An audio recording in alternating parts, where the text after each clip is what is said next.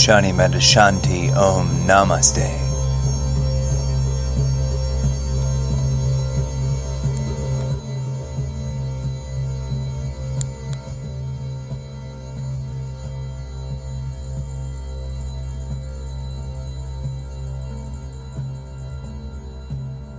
Hello, and thank you for tuning in. This is a teaser for Mr. Zebo's Tarot Journal and Radio Hour readings.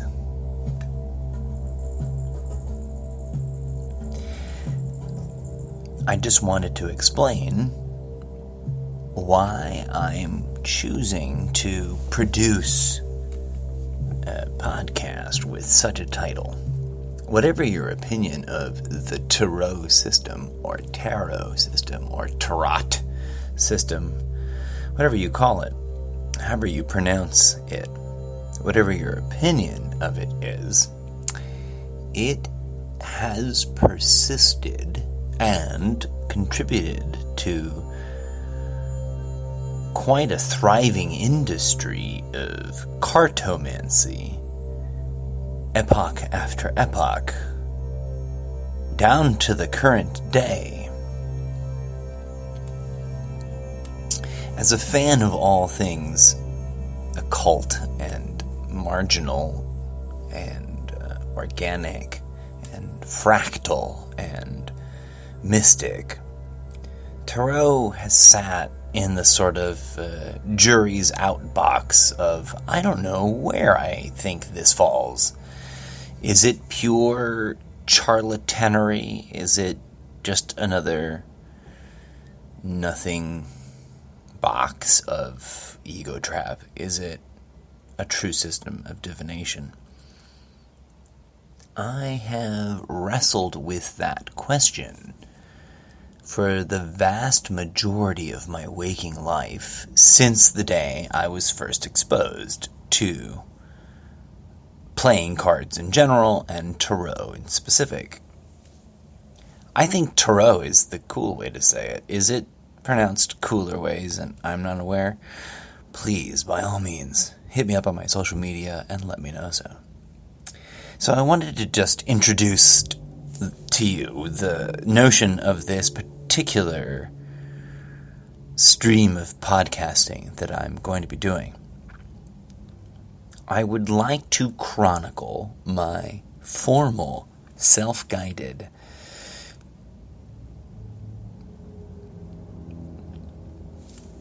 introductory through intermediary course of tarot interpretation and interpretation. Given that it's been a fascination of mine that has sat in this indecisive penalty box of I can't quite figure out where the evidence actually lands on justifying whether or not it is valid or invalid. It's just sat there, and I've always been curious because I've known people who thought it was the very tool of Satan that was ruining the world, and people who thought it was a meaningless thing amongst a collection of meaningless things in the world, and people who thought it was the oldest and most legitimate, though marginalized, and occulted, and by occult I mean hidden away, not of spawn of Satan, but the most marginalized, most oppressed, most secreted, most fought against, most, like there is a war upon this system of true revelation or true divination. I've heard it described in a bunch of different levels. I don't know what your relationship to it might be, but I know that over the last 30 some odd years, I have been astounded by the clarity and alacrity and relative and statistically meaningfulness of the readings I have received. I can't claim to be some sort of like hobbyist tarot receiver. I haven't gone to, I'm not a repeat customer at any individual tarot card reader or officiator. In fact, I've only gotten readings from amateurs and friends who are just, passionately interested in the system and are always on the lookout for someone in need of their first reading. So I've gotten a lot of essentially first readings, people who are willing and presume that I've never been tarot before, to conjugate it. Tarot into a past tense verb, because I think that's sexy. Anyways, digressing and circling back to my main theme here, given my interest in all things spiritual, transcendental, metaphysical, and alternative to the mainstream in terms of explaining the universe, and the fact that, frequency, synchronicity, matrix, this is all an illusion, it's all a projection of the meta-mind. All of those sort of theses clearly prompt divinatory system, or prompt magical systems within the working space of the human species. I mean, doesn't that make sense? If you acknowledge and uphold the notion that you exist and live within holographic, organic matrix that strives to manifest that which you are voting for with your mind, then you want magic, it will strive to generate magic. Now, magic, as one scientist put it, is simply a technology so far advanced from our comprehension that we cannot understand it. And it is quite plausible, I'm not saying that I know for a fact, but it is quite plausible that there is an innate, organic, intrinsic, pre-existing form of synchronicitous magic having to do with relating to quote-unquote inanimate objects in a animated way, sharing energy frequencies and intention, and invoking the sort of verb of oracle. For those, grammar and word Nazis, I may be sort of violating the rules there. I don't know that oracle has ever been a verb, except it ought to have been, right? Because it is a process. It is an engagement of dialogue with the otherworldly, with that which we might describe as the divine. Given the quantum mechanical assumption that all the building blocks of reality are actually just frequency, and that everything we do, whether emotional, intellectual, physical, or any other way we might slice it, is also just reducible to frequency interpreted in the holographic projection in our mind, the movie in our mind that our mind is presenting to our witness portal, whatever. I like that word, witness portal. It is the portal to that which is witnessing our existence and our thoughts about our existence.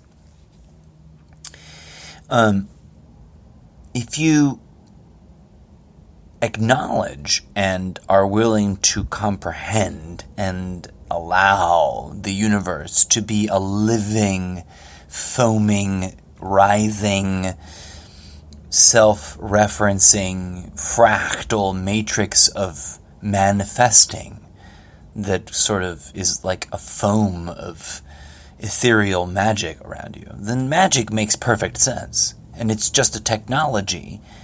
And by that, we mean we, I, they, whoever it is that said this, mean that it's a set of parameters that render a kind of language or tool set that, is useful in achieving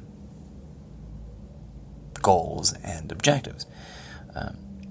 To exist in a world where the humanity has evolved into the next stage of our development is to imagine a utopia where our thought would literally manifest. And if we wanted to make a plate made out of gold, a golden platter with $1 million stacked in pyramid form appear in front of us, we could, not just in a magical, hallucinatory sense, but in a tangible, it just appeared out of nowhere and now it's actually a block of cash kind of sense. And why would we be able to do that in some next level place? Because in that next level place, the money would be irrelevant, meaningless, and understood as just a symbolic illusion. And why do I say that with such confidence and certitude? Because it follows, I think, many demand logic out of the mystic. And I think it follows, let's think of this. We've allowed for the evolution of the body, and we've even conceded the evolution of our mindscape.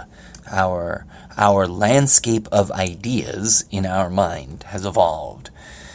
We used to own slaves. Now we understand that slavery was bad. We used to subjugate women and prevent them from voting. Now we understood that all human beings have the right to vote, even if the system that we're voting in is so corrupt that the vote is meaningless.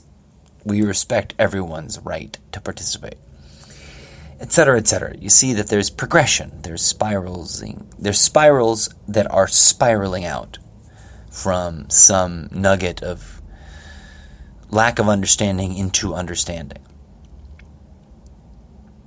Why wouldn't that be true of our assertions in the spiritual and the quantum mechanical realm, especially as they converge and illuminate each other?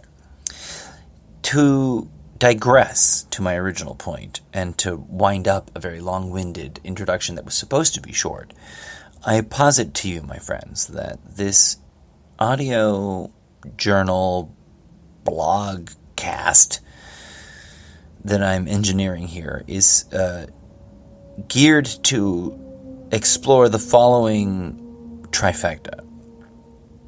Tarot as meditation, tarot as divinatory system for self-exploration, and even tarot as sort of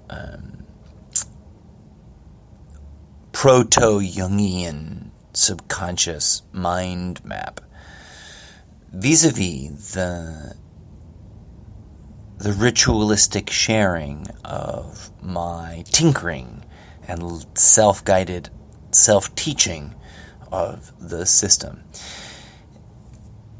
Full disclosure, I am not a complete novice. I have had on and off and persistent sort of relationship and curiosity about tarot, its history, its design elements, its theological, philosophical, and astrological interconnectedness, whether or not it is a uniform system or a remnant of some absurd thing, etc., etc. I've long sort of flirted with these themes and not expressed them creatively, and I think finally, after certain chapters in my life came to a close and some strange array of phenomena, all of which sort of shoved me towards reconnecting with tarot or tarot. The fact that suddenly a bunch of, and no offense, I'm not being dismissive, but suddenly out of the blue, because of my sort of silliness on Instagram and other social media platforms, I realized I was sort of surrounded by a bunch of cartomancists, which is a term that's no longer used. It's no longer trending, to use the postmodern. It's no longer in favor, to use the antiquated term. A lot of antiquated terms are French derivative, because the French were hoity-toity and came up with cool terms for. They were the millennials and the what's that other neat, cool hip? They were the millennial hipsters of the world before we got that small, short-spanned attention deficit disorder about our culture. So for many, many, many epochs, the French sort of were like the trendy, snooty forerunners of every trend. Before anybody else started doing stuff, they were doing it first. And if it weren't true, they made up some mythology about how they were. What does that have to do with tarot? There's a lot of interesting and disputed history about it, anchored in France and in Italy, and et cetera, et cetera. And as someone who has kept an open mind throughout his entire life about all things mystic, occult, and alternative to the mainstream and to the organized religion, tarot is sort of, as I've indicated, sat in a very special spot of I just can't quite figure out what's going on with it. Certain things are easy to dismiss. Certain things are easy to put on the shelf of probably unanswerable in our lifetime. Certain things are like, well, that's clearly got synergy everywhere. We just don't acknowledge it. Certain things are difficult and you got to wrestle with them. Tarot, as a phenomena, as a historical and archaeological statement or record of human cultural nexus, is just fascinating because it is simultaneously exalted by some as one of the most direct and well-preserved secret doctrines of metaphysical wisdom, and or the basest and most nonsensical of charlatanous scammery, to make up a term. It is just, charlatanery. How do you pronounce that? How do you conjugate that? I am a charlatan. I have been called a charlatan for promoting the idea that perhaps, whether tarot has deep Egyptian roots or deep Indian roots or deep global unified pre-Atlantean roots, which is my favorite thesis, that it goes so far back that it belongs to the era that actually built the pyramids all over the planet, because there are pyramids in every continent. To go on a totally random tangent here, for those of you who do not know, the pyramids in Egypt are just the most well-preserved and most well-measured of the sacred geometry, architecture, structures, basically giant pyramids that adhere and are explicitly and quite impossibly perfect sacred geometry expressed in stone architecture, that have existed, always have existed throughout the world, not just in Egypt, but in every continent, in every nation, in every postmodern nation state. There is some place where there is an ancient pyramid. There are ancient pyramids in China. There are ancient pyramids in Atlantis. There are ancient pyramids in Antarctica. There are ancient pyramids in Alaska. There's ancient pyramids everywhere. This isn't crazy talk. This isn't, flat earth nonsense. No offense, flat earthers. I get what you're saying, but also, it's not a place. It's a living matrix. So, stop arguing about its shape. I'm not saying that we should argue about what these buildings are or are not. We should realize that there is evidence to indicate that they are older than we presume, and that means that there's information, often hieroglyphic in nature, that might be sitting around that is older than we realize. Tarot has been called or labeled or attributed that sort of designation. Now, I digress. I'm not here to posit an argument for its authenticity or antiquity, because I don't have the capacity to go globe-trotting and doing the archaeology required to find the evidences to prove that. And there's plenty of authors who have approached the subject both from an armchair sort of, I can't do the research, but I'm going to review that which has already been written about it kind of way, and those who've gone and done the research. And that's all out there for you. Just Google tarot and find books, not tarot cards, although the books of tarot card decks are often quite literary, interesting works of literature, spiritual or esoteric or just commercial. Those are always lovely to read if you're into collecting tarot decks. What I'm saying is that there's a lot of history here and a lot of debate around the history. For those curious about like some pretty serious authors, then you want to read the what's his name? The Wyatt. There's the writer Wyatt, the Wyatt Smith deck. Wyatt published a book, The Pictorial Key to the Tarot. Aleister Crowley is the author of the Book of Thoth, which people think is different, but is actually just a sort of, for his era, postmodern reimagining and redesigning in a sort of like 1920s or what era? What I think maybe 44 or 45.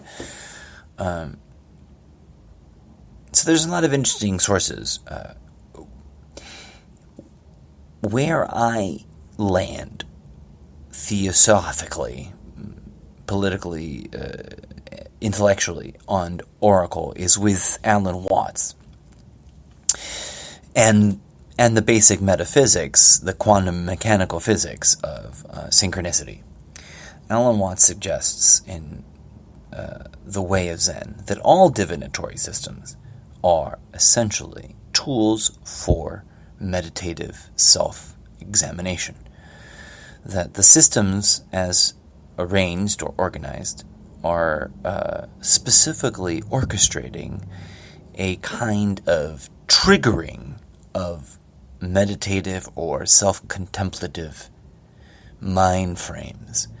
So that if you shuffle and throw the cards and you approach it with a spiritual attitude, then you will sort of trigger in yourself a meditative state where you allow your unconscious and your subconscious and your metaconscious or your higher conscious to connect and synchronize and merge and allow for inspired or inspirational sort of moments to happen, allowing you to come to new conclusions and new arrivals.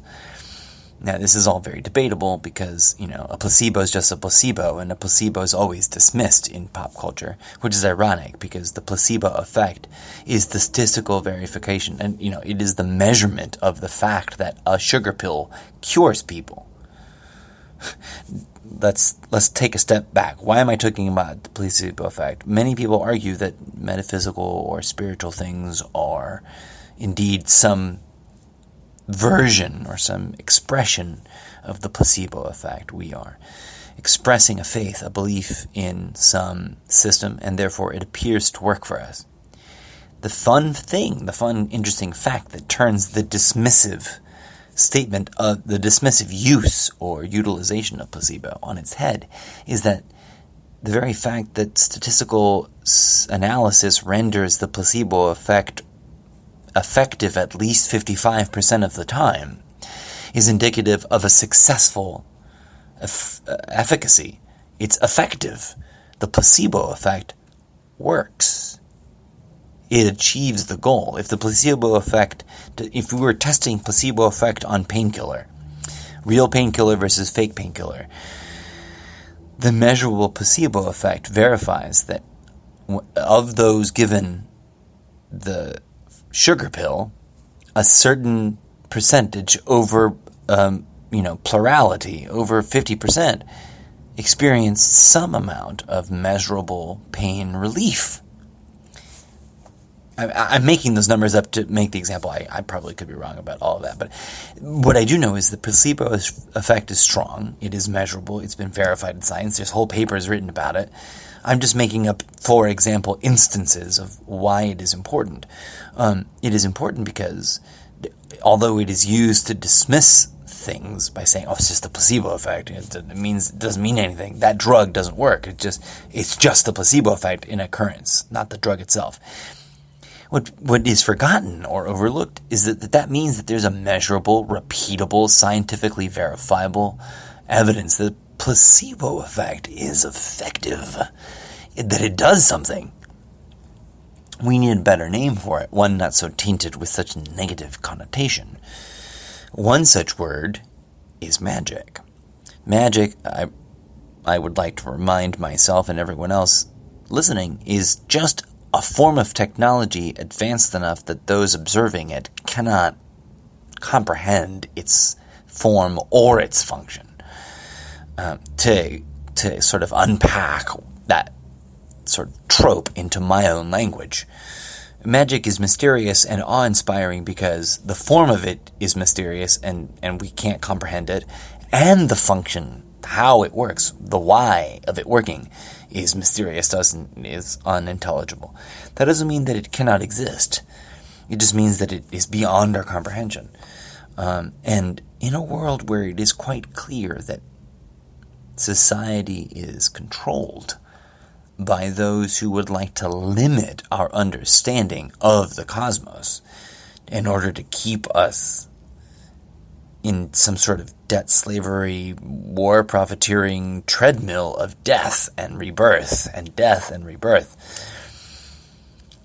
Doesn't it make perfectly logical sense that those with that much power keeping us on this treadmill will also go to great lengths to marginalize, if not outright eradicate, any and all tools that facilitate our self-liberation and self-enlightenment? Exclamation point, question mark, exclamation point, question mark, exclamation point. For those curious where I'm going with this, I posit this. Regardless of its origin, regardless of its design, if the artist or artists who rendered it in the past or in the near present past, if they were channeling true intent and energy into it, and if we, as consumers, purchasers of the tarot decks, believers, if we understand that this is a matrix of illusion, that everything, in other words, for those of you who know the language of the movie The Matrix, there is no spoon, then we understand that any object, printed tarot deck or a random assortment of sticks from my backyard, can, with enough devoted focus and energy, serve the function of divinatory system. Because divinatory systems, as Alan Watts points out to us and reminds us way back when, in the early 50s and mid-60s, or something around then, the divinatory systems are just tools of inner self-reflection. However we frame them in historical epochs past, or however we frame them in the future, divinatory tools are just about synchronicity. Synchronicity in self-investigation. Self-investigation and synchronicity and energy, frequency,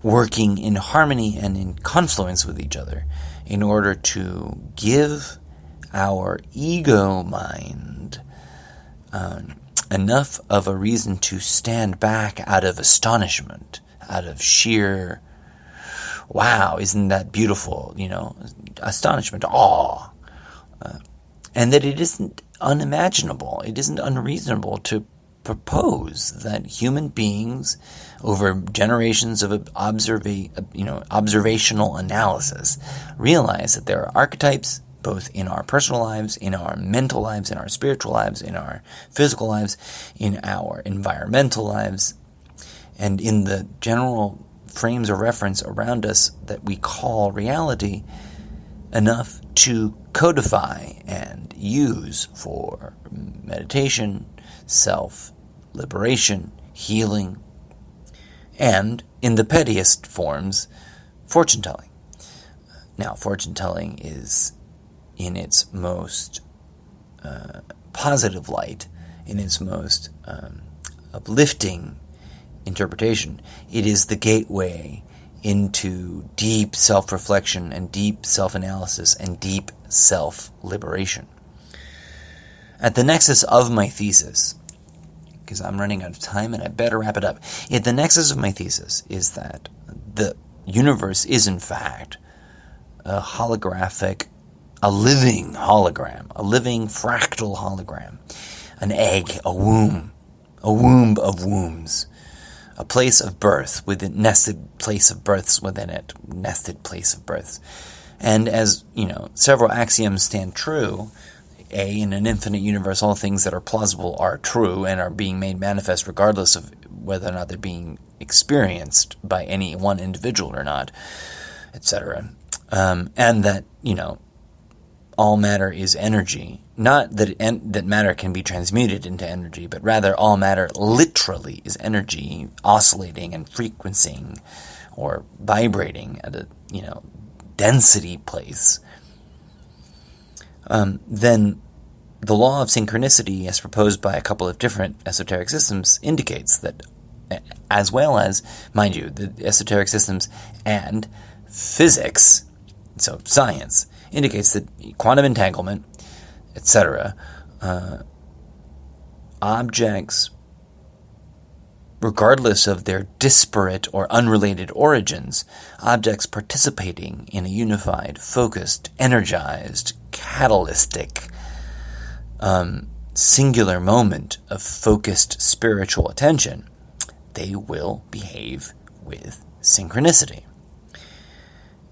It has been posited by authors of Tarot literature over and over and over again in various forms, both cynical and snide and, esoteric and obtuse, that essentially the Tarot cards are just a tool for self-investigation, and that the synchronicity involved in them feeling eerily accurate, it is because we deep down are seeking an excuse to acknowledge that which we already know or understand about our circumstances and about our present moment, our past moment, and our future moment. And that these tools are useful because they allow us to reflect on our situation, our context, our baggage, our blockages, our mindset, our intentions, and analyze them, in a sort of hallway of mirrors, so that we can separate, get some distance from them, and then see them reflected back at us in these archetypical formats, in these, archetypical cards. So the thesis being, given that, and assuming that that is plausible in an infinite universe, actionable, that, there's room in this universe for that to be a true thing and it be happening. And that synchronicity is simply that objects, animate or inanimate, with attention and focus, engage in a sort of synchronizing and sharing of energies at any given moment of attenuation. So I seek to verify, confirm through personal experience and some form of verifiable, repeatable format of testing, if there's a phenomena there that can be at least described, if not directly captured vis-a-vis audio blog. So first I want to humbly thank you for tuning in. This is an exclusive Patreon-only content stream. All of this tarot stuff is designed to gear myself, prepare myself, and build, educate myself, build the momentum towards feeling comfortable enough to trying to break into, the business of tarot card reading professionally, because I feel a calling to guide and facilitate individuals who feel comfortable accessing, meta consciousness wisdom vis-a-vis tarot card services.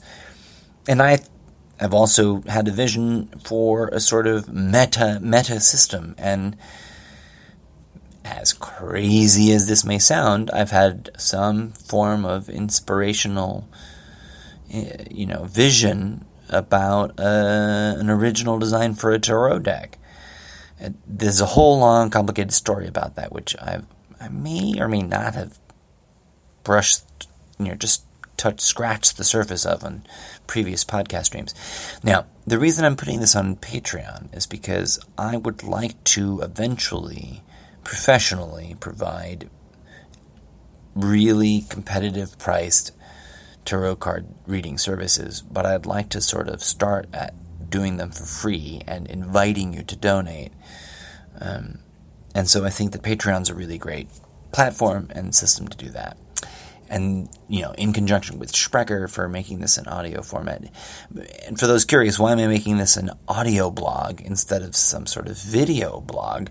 And that's just that I don't know what sort of technical problems I might fall or come across videotaping myself using these products, because they're sort of like books. There's a copyright, and I really want to sort of explore this from the journal of a novice, even though I'm categorically not a novice, because I've been dabbling and reading up on and researching, and while I haven't given myself a reading in a really long time in terms of the lifetime scale of things, I haven't avoided engaging with tarot whilst I've been sort of studying it from afar. And I want to sort of ease into feeling comfortable providing reading services. And quite frankly, the moment you start asking money for things is the moment it feels a bit shady and or scammy, or like it might be, something. It might be the kind of thing you'd be accused of being a charlatan. It is just charlatanism. I don't know how you conjugate that word, and it's been haunting me all day. What is the right conjugation? But returning to the point, I think there's a there, if I may. And while I could just postulate my thesis without a deep personal investigation, I find myself really drawn towards and reaching accumulation of momentum towards really sort of doing it as an actual deep and honest exploration vis-a-vis, as close to a scientific method as I can orchestrate, just practicing the practice and keeping an audio journal about it. In due time, as I feel increasingly confident, presuming things develop as I think they might, given all indications, I will expand the project to include a sort of like tarot radio hour show where I will curate a collection of audience questions submitted vis-a-vis social media that I will do readings for free, and discuss and analyze on the whole content of the show. And so if you've got a question or a issue that you'd like to propose we explore together, by all means hit me up, theincorrigiblemrzeppo@gmail.com, hashtag or @sign the just Mr. Zeppo on most social media, and you should be able to find me. Now, the tarot stuff is sort of like low-key. Like I'm not out of the tarot closet, and I'm going to wrap up this episode, this introductory episode, on this note. I'm doing this sort of as a manifold experiment. I want to see if I can either debunk it or experience phenomenal things and, confirm that some of my previous life experience in conjunction with it was not pure flights of fancy or insanity. because I've had some really interesting experiences with Tarot in my past, which I will relate to you in an upcoming episode. But also, I think that out of all the possible business ventures at my disposal that I have a passion for, because I'm really trying to sort of do what I love, to find something that I love doing and do that, and try to build a business on that. And I've got a lot of different buckets of different categories of projects like that. I think this is the one that I feel a strong calling to, and a moment of attenuation is building, and that it just so happens that the new year is about to begin, and that it's the perfect time to engage in it as an amateur, with respect to the original notion of the term amateur, which is one who does it out of passion, regardless of pay, and not, someone who is rank bad at it, and to do it as an exploration and a public discourse to see whether or not this or any other divinatory systems in general can really provide guidance or some sort of inner cathartic self-explorative process for humanity, or if they're just charlatanery and chicanery, as has been suggested. To that end, I invite you to join me for this episodic audio journal blog, and I encourage you to submit your questions or comments. Comments are more than welcome on my Sprecher page for the show. Now, this is going to be a Patreon/Sprecher exclusive. I'm not going to broadcast this podcast series out to other, I'm not going to put it on iTunes. I don't think I'm going to put it on YouTube even. Ooh, mysterious. No, I think I might put it on YouTube, because YouTube's sort of like my catch-all archive for any sort of project of this nature. But, so semi-exclusive. So be sure to visit my Patreon page and check out how you can help support. And if you're interested in Tarot and want to get free readings, come visit and we'll discuss. Thanks again. May peace, love, and grooviness blossom in your heart. Please stay tuned and share it if you appreciate it. Till next time, I have been your humble host, the incorrigible Mr. Zappo.